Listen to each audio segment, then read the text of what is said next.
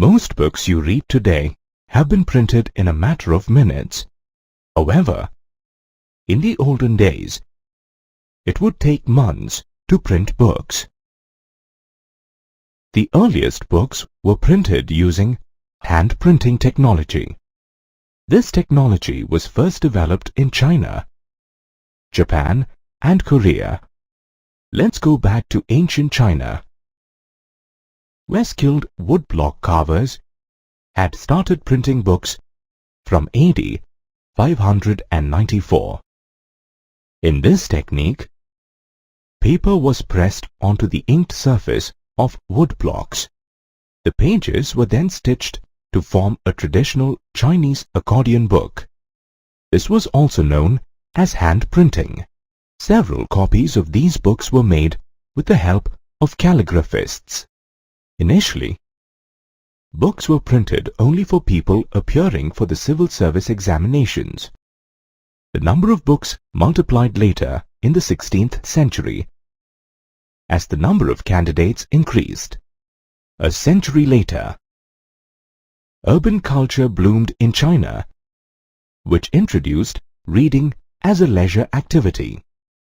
They wanted to read a variety of books such as fictional narratives, poetry, autobiographies, anthologies of literary masterpieces, and romantic plays.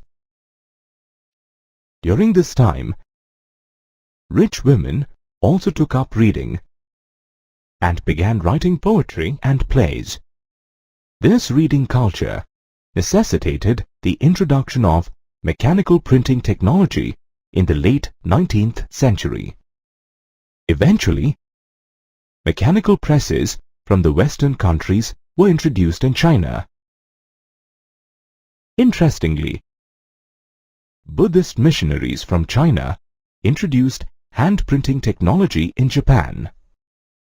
In AD 868, the Japanese printed their first book, the Diamond Sutra. Later, in medieval Japan, books were available in plenty and at lower prices. A variety of books could be found at city libraries and bookstores. Meanwhile, an interesting art form called ukiyo emerged in Japan. It was introduced by painter Kitagawa Utamaro. In this procedure, an artist's painting was traced on a paper. This paper was then glued onto a woodblock. Then, a skilled woodblock carver would carve a printing block to replicate the artist's lines. Later, this block was inked and printed. Sadly, in this process, the artist's original sketch would get destroyed. By the start of the 13th century, hand printing technology was introduced in Europe. Besides silk and spices, Chinese paper also traveled to Europe via the Silk Route.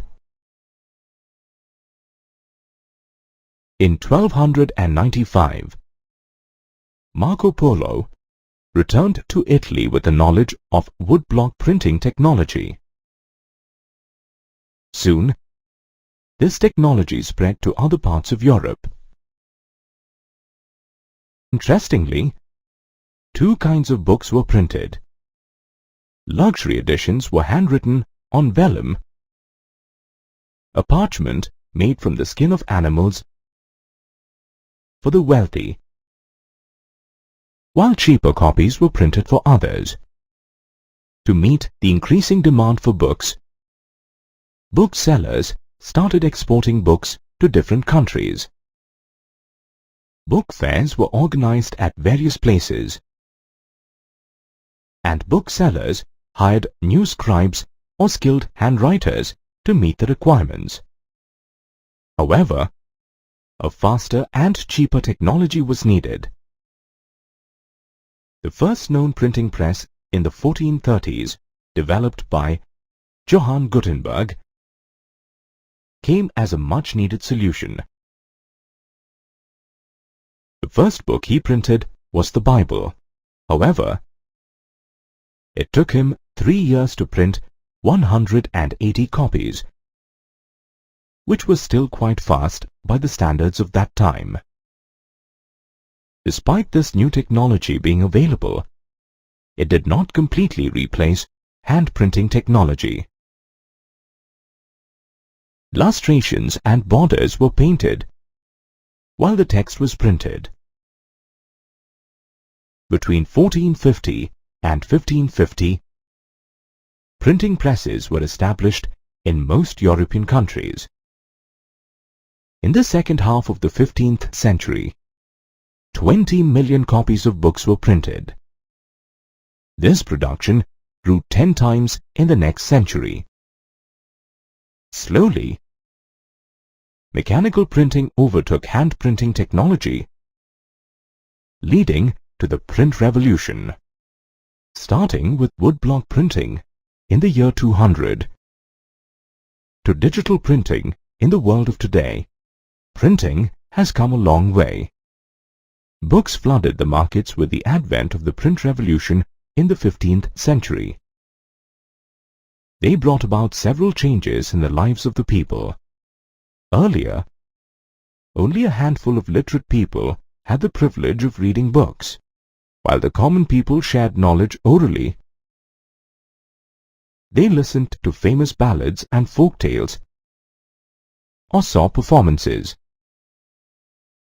Thanks to the printing press, books were available in plenty and at low prices.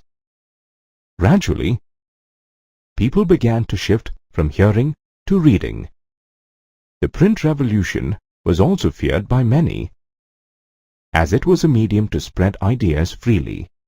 Print could greatly affect the minds of people and influence them, leading to debates and discussions. One such religious debate in 1517 by the religious reformer Martin Luther led to the division of the Roman Catholic Church and the beginning of the Protestant Reformation in Europe.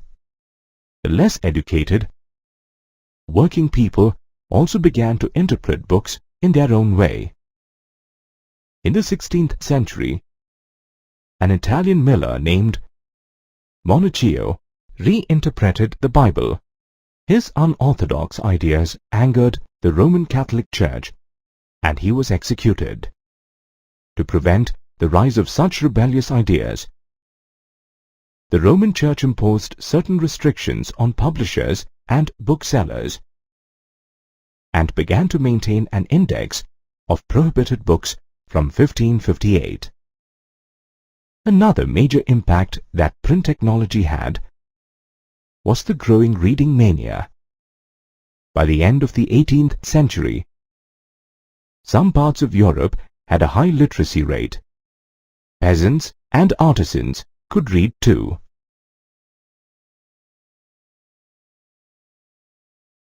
Booksellers printed inexpensive almanacs, ballads, folk tales, and other entertaining material which were sold for them by peddlers. In England, travelling peddlers known as chapmen sold pocket-sized books or chapbooks for a penny. So the books were commonly called penny chapbooks.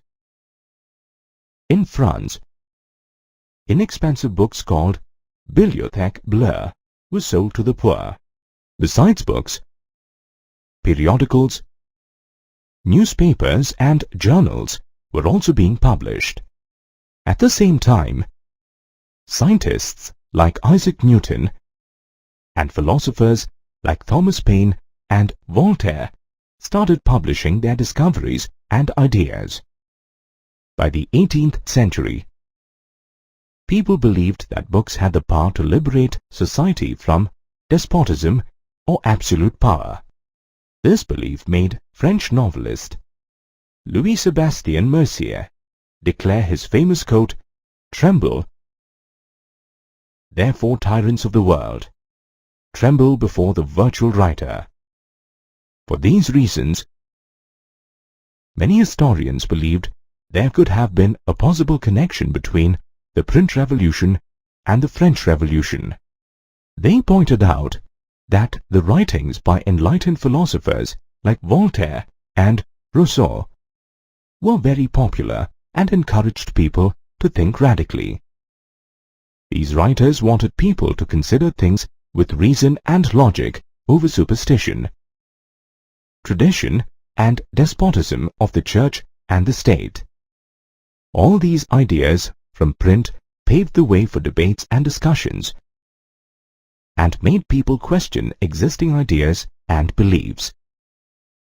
Several cartoons and caricatures were printed which showed the French monarchy enjoying worldly pleasures while the common man suffered. This created hostility against the monarchy. However, the French people were also exposed to print propaganda from the church and the monarchy.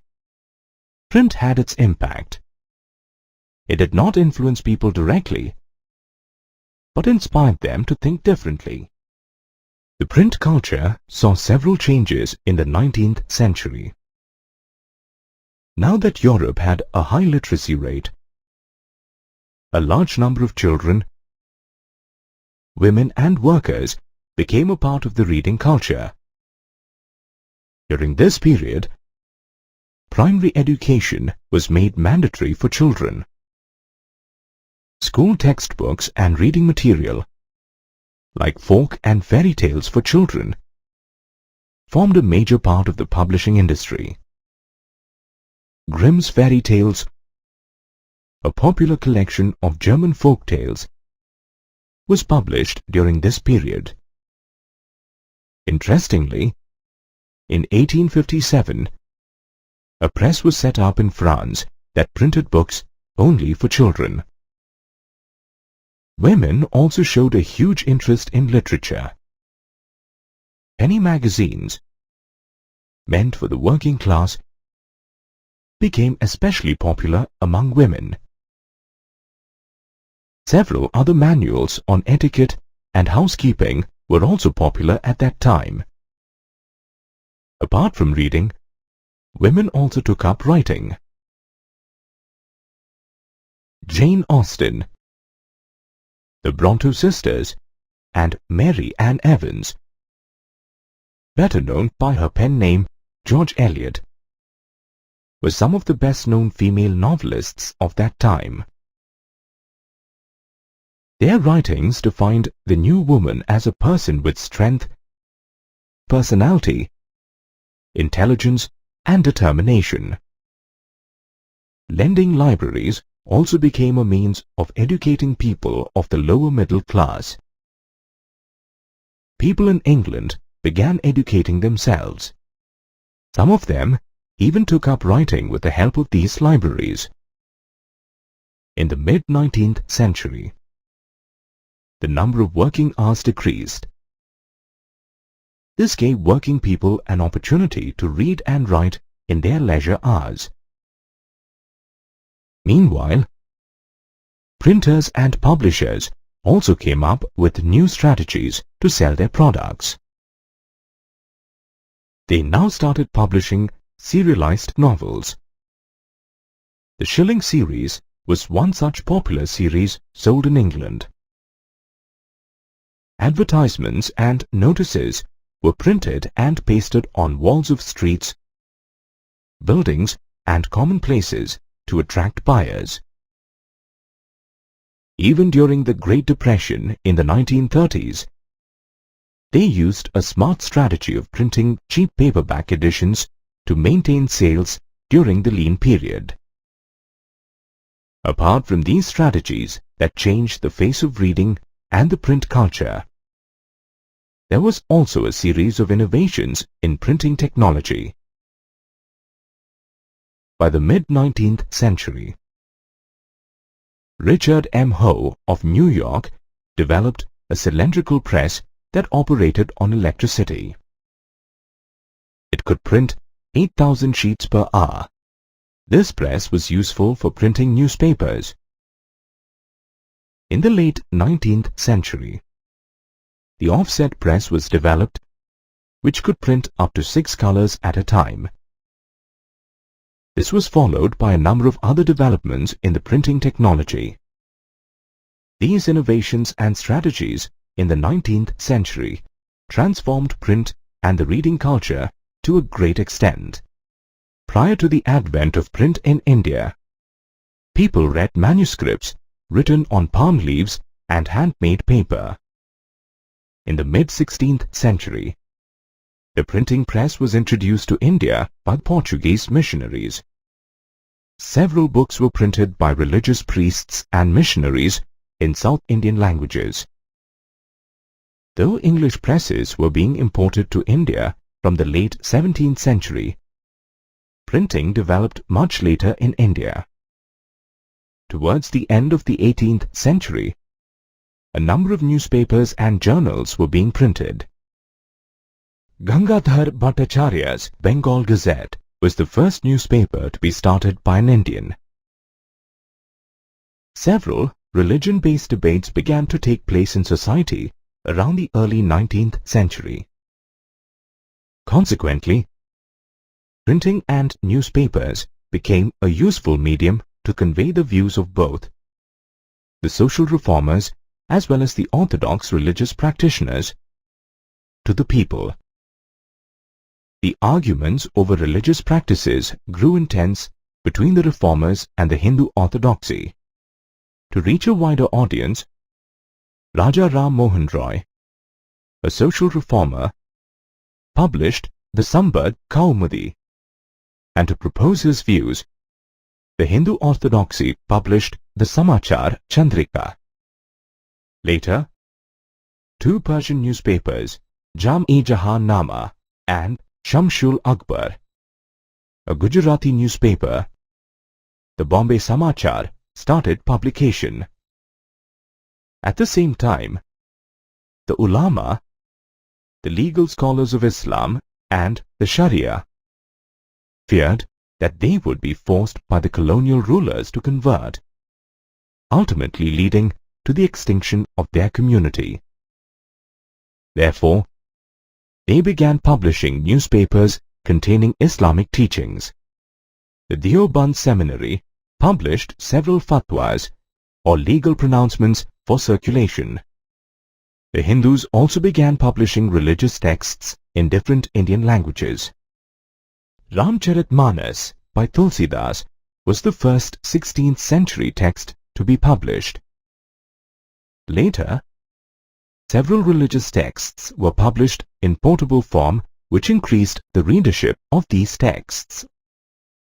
As the reading culture grew in India, people wanted to read novels, stories and poems, as well as social and political issues. Later, visuals also became a part of the print culture. Several painters like Raja Ravi Varma provided their artwork for circulation. Caricatures and cartoons were also published, which depicted the social and political issues of society. Women became an important part of print culture too. During this time, several women writers wrote passionately about women's lives and their emotions. These included Kailash Bashini Devi, Tarabai Shinde and Pandita Ramabai, to name a few. While some liberal families educated the women of their houses, other conservative families kept women away from learning. However, there were many women like Rash Sundari Devi, who was married into an orthodox family and learned to read in secret. She wrote her autobiography, Amar Jibon, in Bengali. Similarly, there were many other publications that touched upon women's education, widowhood, widow remarriage, and the national movement. Reading and print culture spread rapidly in India. Batala, a place in Calcutta, was devoted entirely to the printing of popular books. Peddlers were sent door to door selling these publications. Books were also available at very low prices making them affordable for the poor. Public libraries were established in towns, cities, and some prosperous villages, making books more accessible. Print also helped disclose the ugly face of caste discrimination. Jyotiba Phule wrote about the injustice of the caste system in his book Gulamgiri.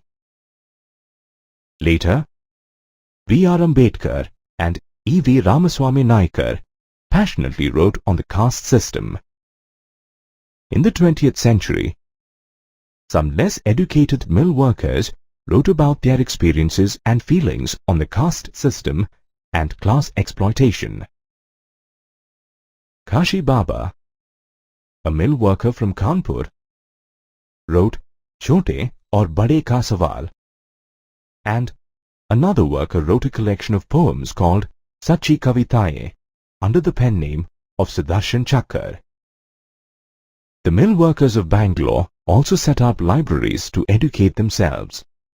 These libraries were funded by social reformers who wanted to improve the lives of the workers and also make them aware of nationalism. Print culture played an important role in connecting people and brought about changes in Indian society. Print had a huge impact on its readers. This impact was underestimated by the East India Company till 1798. However, when the company started facing resistance owing to Indian nationalist publications, they started imposing restrictions on them. Initially, some Englishmen criticized the company's misrule and the ill behavior of some of the company's officers. This worried the company and they started putting controls on what was printed against them. By the 1820s, the Supreme Court passed certain regulations to control press freedom. The company only encouraged newspapers that wrote in its favor.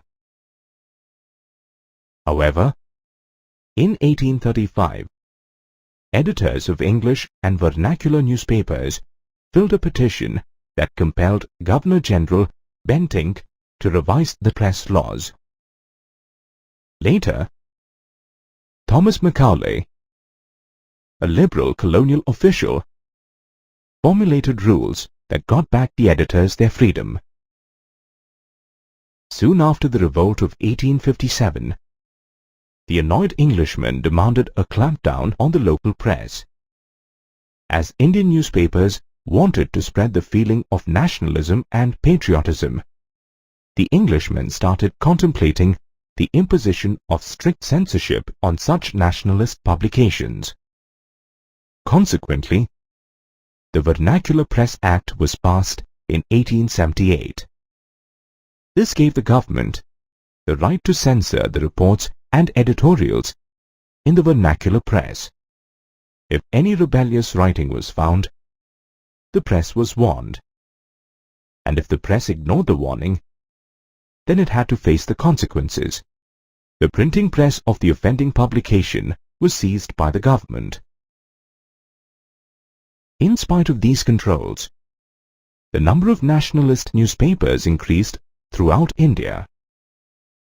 When the company attempted to suppress nationalist expressions, militant protests were launched by Indians.